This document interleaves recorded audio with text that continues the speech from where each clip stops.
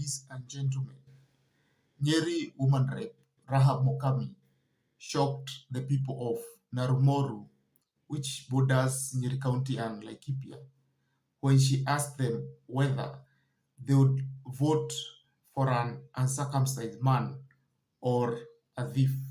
Adwana rumoro jeshi ne yedera kwareria jeshi ne marathikereria jeshi direnda kumuria terere nama no mwetekire tunengere gete mutongoria wa bururi utekete ati jeshi no mwetekire atimia direnda kumwira ne muramenya ura tukoretwo na bara nene andu mararia kiroko thaa mugwanja na hwaine makiuga Ruto ni muici turaugire tuguthura muici gukira murogi adona rumagire tutiguthura muici gukira murogi rekei ndimwire. Rahab Mukami was not alone.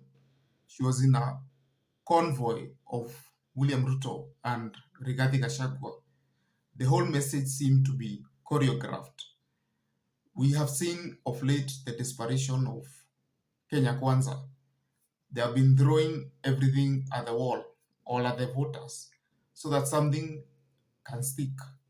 And so far, nothing has stuck. And now we are seeing they are back to the circumcision narrative. It is amazing how, or it's a bizarre incident how, a woman rep can be the patron of championing leadership by circumcised men. How she knows whether the Azimio presidential candidate is circumcised or not, it's only her who can tell us. But from her message, it is clear. She said that the people would rather vote for a thief than an uncircumcised man. She went further and said that they would rather vote for a thief than a witch or a mganga. Clearly, she called her boss a thief. And then when you look at the reaction of the crowd, of the voters, they are not impressed with her message. It clearly shows the people are either less interested, lost hope, or clearly not swayed by this circumcision narrative. The surprising thing was that William Ruto and Rigathi Gachagua seemed to be approving the message. They did not try to stop her or try to feign surprise or anger at her message. And this has been the strategy of UDA's presidential candidate and his luminaries. We have seen them coming up with a narrative or a new narrative every week. Last week, they were saying that someone wanted to kill them. They even accused the government of planning to kill their children. President Kenyatta came out in the open and said he had no intention of killing them.